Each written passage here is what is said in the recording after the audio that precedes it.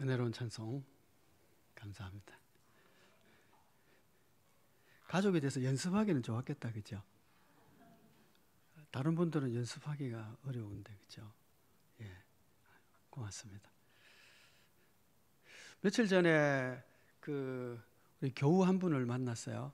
그래서 요즘 어떻게 지내냐고 그랬더니 하는 얘기가 식구들이 다 집에 있다 보니까 삼시세끼를 아내가 밥해 먹인다고 너무 힘들다고 그렇게 얘기를 하더라고요. 그래서 제가 그랬어요. 온 가족이 함께 밥 먹는 참 좋은 시간을 하나님이 주셨군요.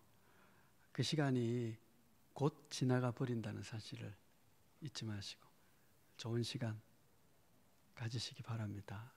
그런 말씀을 드렸어요. 자녀들이 집에 있는 시간이 참 짧더라고요. 금방 떠나더라고요. 있을 때 잘 하시기 바랍니다. 삼시세끼 맛있게 밥해 먹이면서 서로 얘기도 나누고 신앙생활도 같이 하고 말씀도 가르치고 건강한 가정으로 세워지기를 축복합니다. 요즘 일본 가정은 주부들이 이혼하고 싶은 마음들이 자꾸 생기고 있대요. 별로 집에 안 있던 남편들이 집에 와서 좀 성가시고 스트레스가 많은 모양이에요, 주부들이. 눈치를 보니까 우리 교우들은 전혀 안 그런 표정을 지어주셔서 너무 감사합니다.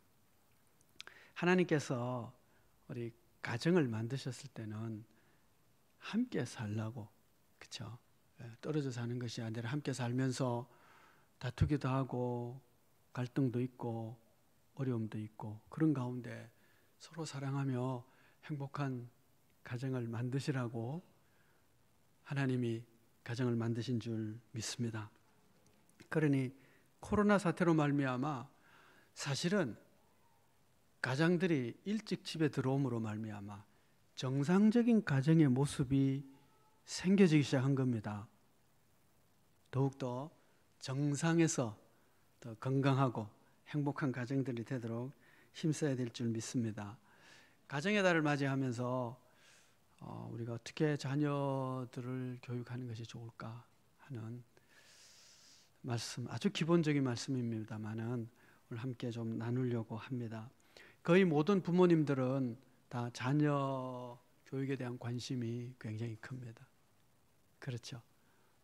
가치관과 철학과 사상과 교육관에 따라서 자녀 교육을 하는 방식들이 조금씩 다 다를 수는 있지만, 그러나 기본적으로 자녀들이 행복하고 아름다운 가정을 가지고 또 복된 인생을 살면 참 좋겠다라고 하는 바람은 다 똑같을 것 같습니다. 오늘 본문 말씀 시편 1편 6절 말씀을 보시면 이런 말씀이 있습니다. 그는 시냇가에 심은 나무가 철을 따라 열매를 맺으며 그 잎사귀가 마르지 아니함 같으니 그가 하는 모든 일이 다 형통하리로다. 우리 자신과 우리의 자녀들이 이렇게만 될 수 있다면, 시냇가에 심은 나무처럼, 그렇죠? 과실을 맺고 그 잎사귀가 마르지 않고 하는 일들마다 더 형통한 인생을 살아갈 수 있다면 최고의 인생을 사는 것이고, 그런 자녀로 양육할 수 있다면 최고의 부모이지 않을까요? 우리 자녀들이 우리 인생을 포함해서 우리 각자뿐만 아니라 우리 자녀들까지 시냇가에 심은 나무 같은 그런 사람들이 다 되기를 축복하고, 우리 교회 학교 우리 엠발의 학생들도 시냇가에 심은 나무처럼 되어지기를 소원합니다. 문제는 어떻게 하면 그렇게 될 수 있을까라고 하는 것이죠. 아시다시피 이 시편 대부분은 누가 썼느냐 하면 다윗 왕이 썼습니다. 주요 저자가, 시편의 주요 저자가 다윗이라는 얘기죠. 그리고 다윗 왕은 아주 유명한 사람입니다. 훌륭한 왕이기도 하고요. 그런데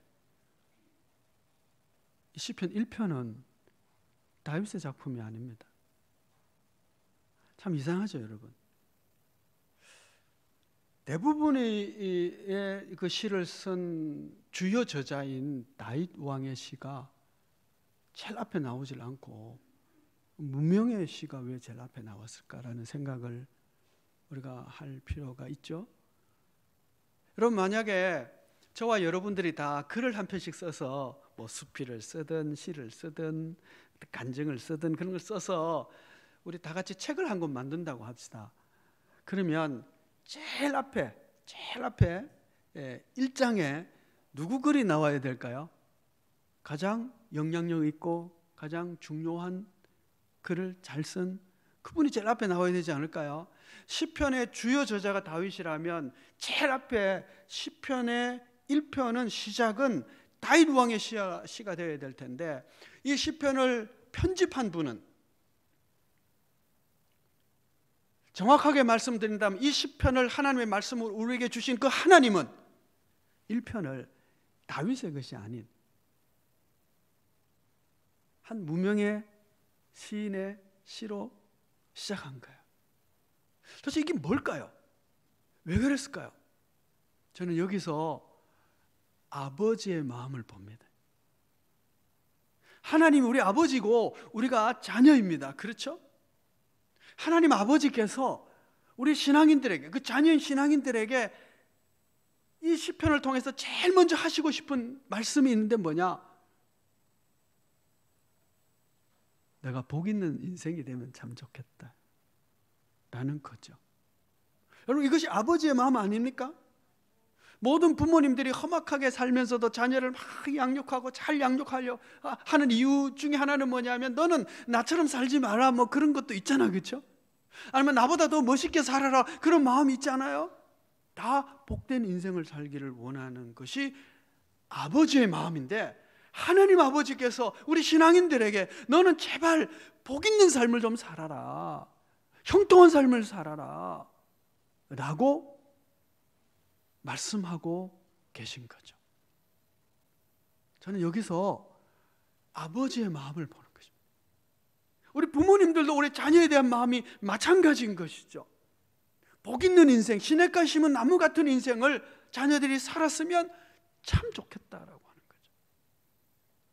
그런데 여러분, 제가 자주 말씀을 드리는데, 우리 인생들이 아무리 노력해도 할 수 없는 것이 있어요.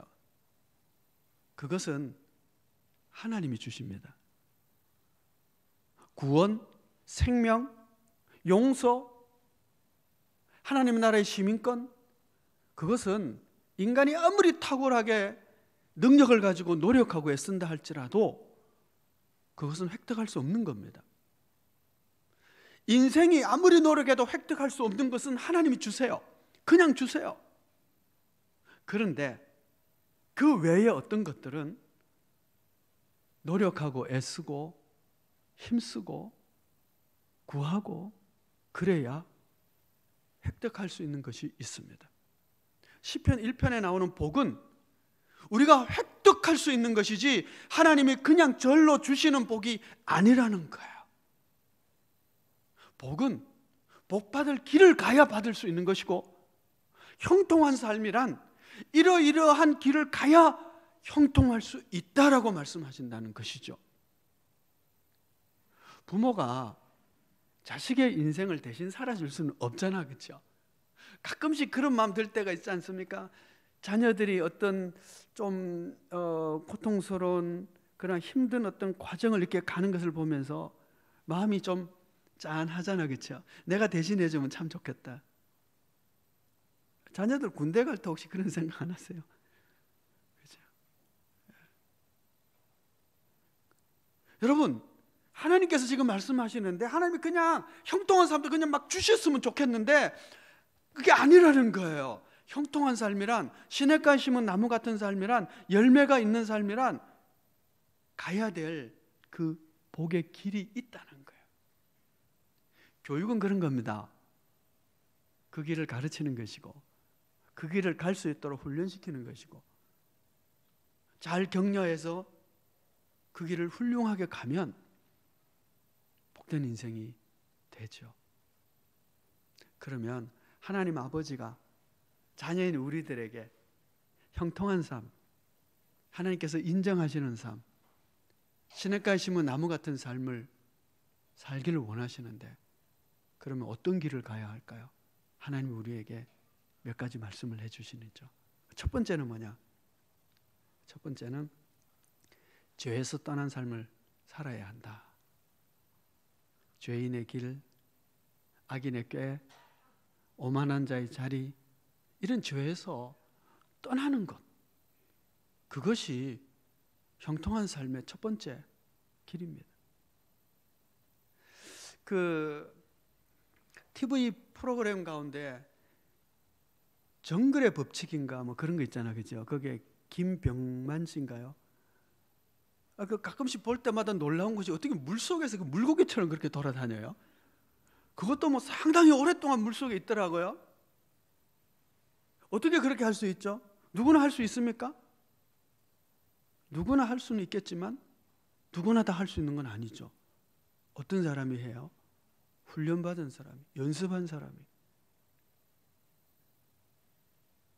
그 물속에 들어가는 거 있더라고요. 50m, 100m씩 쭉 내려갔다가 오는 그 연습하고 훈련하고 그런 걸 하더라고요.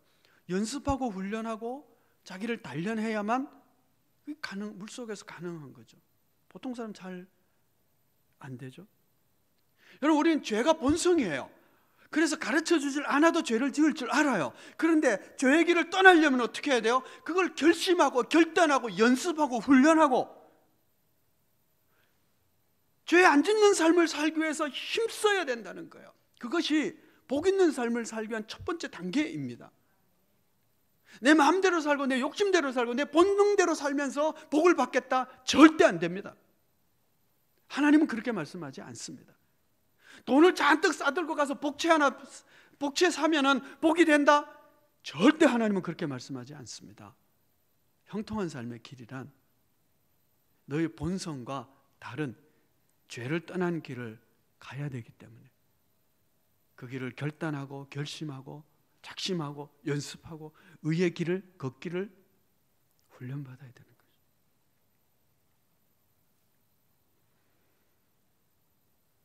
죄의 길을 떠나기 위해서 결단하고 결심할 수 있게 되기를 축복합니다.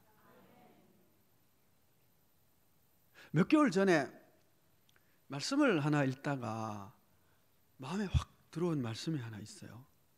계속 그 말씀이 생각이 나요. 어떤 말씀이냐면 잠언 21장 24절의 말씀인데 무례하고 교만한 자를 이름하여 망령된 자라 하나니. 이 말씀을 읽는데 갑자기 확 하나님 말씀으로 들어오는 거예요. 무례한 자는 망령된 자다라는 거예요. 그런데 생각해보니 제가 무례할 때가 참 많아요. 특별히 살다 보면 좀 그런 인간들 있잖아요. 이게 지금 무례한 발언인데 이거 하고 또 제가 회개해야 될 것 같은데 회개할 짓을 하면 안 되지, 그렇죠? 좀 수준이야 인간 같지 않은 그런 사람들 있거든요. 그러면요 그냥 가까이 하기 싫어요. 그냥 괜히 퉁명스럽게 되고 그 사람에 대해서는 그죠 말하기 싫고 그래요.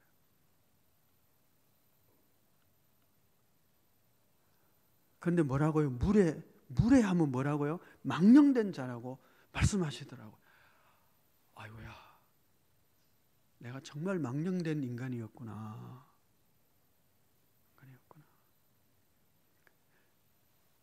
제가 상당히 요즘은 이제 그 노예나 이런 목사님들 세계에서도 상당한 시니어가 돼가지고요. 이제 막 안수받은 그 목사님들 계세요. 거의 뭐 자녀뻘이죠. 제가 무례할 때가 있어요. 그런 목사님들 보고 인사를 이렇게 하면 그래 자네 요즘 잘 지내나? 이렇게 되는 거예요. 목사님 요즘 평안하세요? 뭐 이래야 되는데 무례한 거죠. 얼마 전에도 식당에서 어떤 한 교우를 만났는데요. 이분이 이제 밥 먹고 나가는 거예요. 하면서 목사님 또 뵙겠습니다 이러는 거예요. 밥 먹다가 인사를 하는데 제가 예, 잘 가세요. 그러고는요 갑자기 내가 또 무례했네. 아니 이분이 인사를 하는데 밥 먹다가 어떻게 제가 인사를 받아야 돼요? 일어서서. 그렇잖아요. 일어서서. 예, 편안히 가세요. 다음에 또 뵙겠습니다. 이래야 될 텐데 밥 먹다가 앉아가지고 예, 다음에 또 뵙겠습니다. 무례한 생각. 우리는요, 이게 무례한 것이 망령되다고 생각을 안 했는데 갑자기 그 이후로부터는 이 말씀이 많이 생각이 나요. 말씀을 통해서 하나님께서 무례한 것이 망령되다. 그럼 그 죄인의 길이잖아요. 오만한 자의 자리잖아요. 그럼 어떻게 해야 돼요? 그렇지 않으려고 결단하고 결심하고 회개하고 또 연습하고 하는 겁니다. 그렇게 해서 죄의 길을 떠나고 떠나야 복 있는 사람, 시냇가에 심은 나무와 같은 인생이 되는 것이죠. 본성대로 하면 안 됩니다. 그래서 우리 자신뿐 아니라 가정에서도 죄를 떠나도록 연습하고 결단하고 결심하고 훈련하고 회개하고 또 돌아오고 또 돌아와서 죄를 떠나는 그런 삶의 훈련이 되어지는 그런 우리 모두가 되기를 축복합니다. 이 훈련이 필요한 거예요. 두 번째는 말씀을 아는 자가 되는 것이죠. 말씀을 아는 자. 여러분 아시다시피 안다고 하는 것은 어떤 알기 위한 몇 가지 단계들이 필요해요. 물론 가르쳐 주질 않고 또 연습하지 않고 그래도 감각적으로 알게 되는 것들이 있습니다. 설탕물 달콤한 거, 그죠? 그거는 가르쳐 주질 않아도 알잖아, 그렇죠? 예. 그런데 여러분, 쓴 커피를 즐기려면 공부하면 훨씬 많이 알게 됩니다. 차 중에 공부차라고 하는 단어가 있어요. 공부차. 공부를 해야 차 맛을 알게 된다는 거죠. 차를 우리는 온도, 차 도구를 다루는 법, 이런 것들을 배우면 배울수록요, 차의 세계가 넓어져요. 공부해야 되는 것들이 있다니까요. 안다는 것은 감각적으로 아는 것도 있지만 여러분 하나님의 말씀은 감각적으로 알 수 있을 만큼 쉽지 않아요. 이 성경책이 하나님의 진리의 세계가 굉장히 깊어요. 그래서 말씀을 알기 위해서는 무엇이 필요하느냐? 공부가 필요해요. 클래식 음악을 들으면 졸음이 온다 그러잖아요, 그렇죠? 마찬가지로 성경을 읽으면 졸음이 온다는 분이 있어요. 클래식 음악을 공부를 하고 듣고 귀가 훈련이 되면 남들은 졸음이 오는데 나는 그것을 즐기게 돼요. 깊은 즐거움이 있죠. 미술도 마찬가지죠. 그림을 보는 것, 책을 읽는 것, 지성적인 것, 훈련이 되고 공부가 되어야 그래서 즐길 수 있는 세계가 있습니다. 성경책이 그래요. 말씀을 아는 것이 그렇습니다. 감각적으로 알 수 있는 것들이 있어요. 음악도 감각적으로 그냥 막 즐길 수 있는 것이 있습니다. 그런데 어떤 것은 훈련이 되어야만 그것을 듣고 연습하고 배우고 그래야만 열리는 세계가 있는 것처럼 말씀을 안다는 것이 그냥 아는 것이 아니라 이것이 훈련이 되어지고 깨우쳐지고 연습이 되어져서 넓혀진 세계가 있다는 거죠. 그래서 알아지는 말씀을 아는 자 되어야 돼요. 그러려면 무엇이 필요하느냐 하면 오늘 본문 말씀을 보면 말씀을 어떻게 해요? 즐거워하고 주야로 묵상하였다. 첫째는 즐거워하는 것이 필요해요. 저희 집에 그 아들이 음악이 전공인데 어릴 적에 그러더라고요. 피아노 치라고 학원을 보냈는데 하는 얘기가, 아빠, 누나도 5학년 되면 자기가 선택해서 나 피아노 학원 간다 만다 안 하겠다 그 선택한 것처럼 나도 선택을 하겠다는 거예요. 그 전까지는 부모가 시키는 대로 학원을 이제 피아노 치러 갔는데, 그래서 알았다. 그럼 5학년 돼서 너가 싫으면 하지 마라. 5학년 되더니 안 하겠대요. 별로 안 즐거웠던 모양이죠. 지금은 얼마나 후회하는지. 나이 들어가지고 치려니까 얼마나 힘들겠어요, 그렇죠? 어릴 때 그때 해야 되는데 자기가 선택했어요. 어쩌겠어요. 즐거워하는 것이 필요해요. 제가 2부 예배 때 바이올린 하는 친구에게 물어봤어요. 어릴 때 바이올린 공부할 때 즐거웠어요? 아니에요. 자기 즐거웠대요. 즐거워서 하는 거예요. 즐거워서 하는 거예요. 그리고 그 즐겁게 하는 것을 그 다음에 어떻게 해요? 즐거우니까 공부하고 훈련하고 암송하고 외우고 주야로 묵상하는 자다. 어떤 말씀이 내게 즐거움으로 들어오고 깨우침을 받고 하니까 그 말씀이 내 마음에서 내 입에서 계속 중얼거려지는 거예요. 이걸 묵상이라고 그럽니다. 가만히 앉아 있는 것이 아니고 말씀을 이렇게 나직하게 읊조리는 것을 히브리식의 묵상이라고 하는 거예요. 여러분, 마치 좋은 음악을 듣고 나면 그 멜로디가 계속 내 입에서 떠나지 않는 것 같은 거죠. 히브리서 5장 12절 13절 말씀을 보면 때가 오래되었으므로 너희가 마땅히 선생이 되었을 터인데 누구에게서 가르침을 받아야 할 처지니 단단한 음식은 못 먹고 젖이나 먹어야 할 자가 되었도다. 이는 젖을 먹는 자마다 어린아이니 의의 말씀을 경험하지 못한 자요. 여기 두 종류의 사람이 있는데 선생님이 계시고 어린아이가 있어요. 근데 너희가 때가 오래므로 마땅히 선생이 되어야 될 터인데 아직 젖이나 먹는 어린아이다. 이렇게 얘기를 하는 겁니다. 말씀을 아는 자가 된다는 것은요, 단순히 세월만 오래 간다고 되는 것이 아닙니다. 세월이 오래 갔지만 아직 어린아이가 있어요. 단단한 음식을 경험하지 못하고 의의 말씀을 경험하지 못하는, 즉 성경 말씀의 깊은 의미를 제대로 소화해내지 못하고 그저 감각적인 거나 듣는 그런 얕은 수준의 어린아이 같은 신앙인이 있고, 세월이 많이 갔지만 세월만큼이나 선생의 수준에 이른 사람이 있다는 거죠. 의의 말씀을 경험한 사람, 딱딱한 음식을 먹고 소화할 수 있는 사람, 훈련이 된 거죠. 치아가 훈련이 되고 위가 소화가 훈련이 되고 해서 말씀에 깊이 있는 의미를 깨달아 아는 수준에 이른 자가 있어요. 주야로 묵상하는 날이 하루, 이틀, 사흘, 1년, 2년, 3년, 4년 가다 보니 그 음악이 풍성해지는 것처럼 말씀이 깊이 있는 사람이 되어서 하나님의 말씀을 아는 자가 되는 것입니다. 여러분, 우리가 그렇게 말씀을 아는 자가 되면 참 좋겠습니다.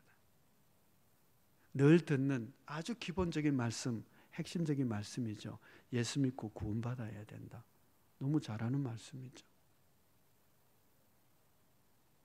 그런데 거기서 좀 더 나가서 팔복의 말씀도 외우고 내가 그렇게 살기를 힘쓰고 사랑하라, 너무 잘 알죠. 그럼 구체적으로 어떻게 해야 되는데요?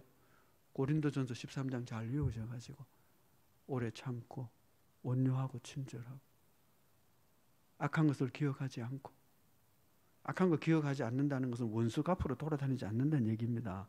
잊어버리는 것이죠. 그렇게 살아가는 것 뿐만 아니라 그것을 늘 읊조리다 보니까 말씀이 점점 더 깊어지고 말씀을 아는 자가 되는 것, 그것이 형통한 삶의 비결이요, 하나님 아버지께서 그 자녀들에게 복의 길로 제시하고 있는 길인 것이죠. 세 번째는 하나님 안에 거하는 것입니다. 시냇가에 심은 나무가 철을 따라 과실을 맺으며 잎사귀가 마르지 아니한다. 너무 당연한 거죠. 그렇죠, 여러분. 어떤 나무가 시냇가에 심어 있으면 당연히 잎사귀가 안 마르고, 그렇죠? 예? 저기 광야에 심겨져 있으면 금방 마르겠죠. 저희 뒷마당에 가면 라벤더 꽃이 지금 져가고 있는데 한 보름 이상 펴 있었어요. 라벤더. 근데 화분에 심겨져 있으니까 아주 땡볕에요. 하루만 물을 안 주면 금방 시들어요. 막 꽃이 막 피어 있으니까 매일 물을 줘야 겨우 살아. 그런데 저 야외 땅에 심겨져 있는 라벤더는 어떨까요? 보름씩 비 안 와도요 잘 펴 있어요. 이거 좀 다른 얘기인데 조금 신기한 얘기인데요. 제가 오늘 봤는데 요 뒷마당에 건물, 저 유아실 건물 있잖아요. 거기 1층 그 물바지에 베란다 꽃 펴 있던데요. 그거 누가 심었지? 하나님이 심었나? 그거 너무 희한하대. 물도 안 주는데 그건 어떻게 살지? 며칠 비만 안 오면 저거 꽃이 마를 것 같아요. 여러분, 내 인생이 내 존재가 어디에 뿌리를 받고 있느냐에 따라서 코로나 지나갑니다, 여러분. 환난도 지나가고요. 십자가 지는 삶도 지나가요. 그러나 하나님은 영원하셔서 언제나 우리를 살펴주시고 그 힘의 권능을 우리가, 그 힘의 은총을 우리가 입을 수 있다면 우리는 형통한 시냇가에 심은 나무처럼 될 줄 믿습니다. 주님께서 요한복음 14장에서 이렇게 말씀하세요. 시작하면서 너희는 마음에 근심하지 말라고 말씀하시면서 그 14장에서 중간에 어떤 말씀을 하시냐면 너희가 내 이름으로 무엇을 구하든지 내가 행하리라. 내 이름으로 무엇이든지 내게 구하면 내가 행하겠다. 주님이 행하겠다고 14장에서 말씀하세요. 오병이어로 5,000명을 먹이신 분이, 죽은 자를 살리신 분이, 제자들이 힘들어하니까 바다 위를 걸어오신 그분이 너희가 기도하면, 구하면, 내 이름으로 구하면 내가 들어주겠다고 말씀하세요.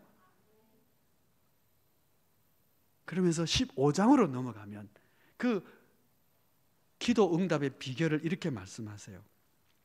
너희가 내 안에 거하고 내 말이 너희 안에 거하면 무엇이든지 원하는 대로 구하라. 그리하면 이루리라. 무엇이든지 원한다고 구해지는 것이 아니고요.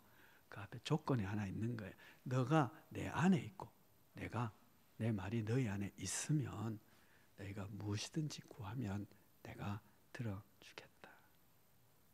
구하는 대로 응답되어지는 형통함이 있기를 축복합니다. 그럼 어떻게 하면 된다고요? 우리가 주님 안에 거하는 거죠. 주님에게 뿌리를 내리고 있는 거예요. 어떻게 하는 것이 주님께 뿌리를 내리는 걸까요? 그것을 기도라고 하는 것입니다.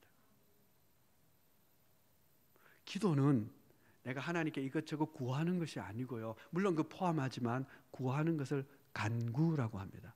기도는 하나님과의 대화, 하나님과의 만남. 기도의 삶을 통해서 하나님과 연결되어 있는 사람,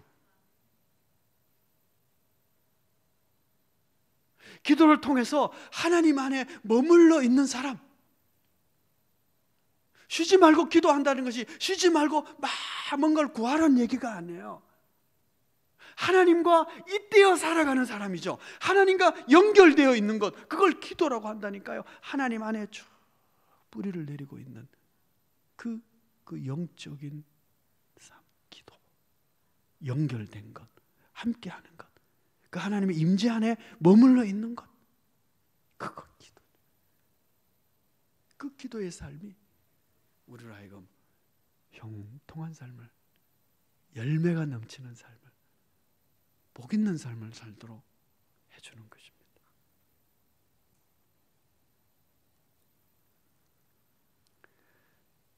코로나19로 여러 가지 어려운 것도 있지만 사실은 참 좋은 기회가 되기도 합니다.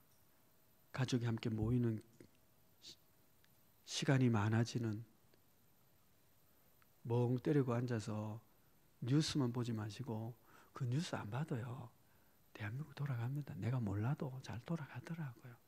또 정말 중요한 것은 누군가 얘기해 주더라고요. 그거 안 보고 있어도요, 인터넷 페이지 한 페이지만 쫙 보면 그냥 쫙 한눈에 다 볼 수도 있잖아요. 뉴스 한 30분만 보시고 뭐해요? 같이 앉아서 대화도 하시고, 얘기하다 보면 할 얘기가 없으면 속에 있는 얘기가 나오겠죠. 속 얘기도 나누고 함께 기도도 하고 함께 예배도 드리고, 얼마나 좋은 시간입니까? 하나님께 뿌리 내리는, 우리 가정을 하나님께 뿌리 내리는 귀한 기회를 하나님이 주신 줄 믿습니다. 헛되게 버리지 마시고 하나님께 뿌리를 내리고 죄에서 떠나는 결단과 결심을 하는 시간으로 삼고, 하나님의 말씀을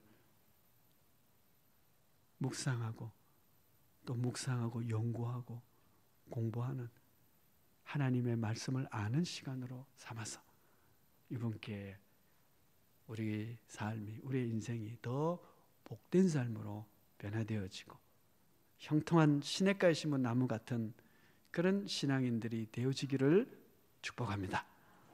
기도하겠습니다. 존귀하신 아버지 하나님,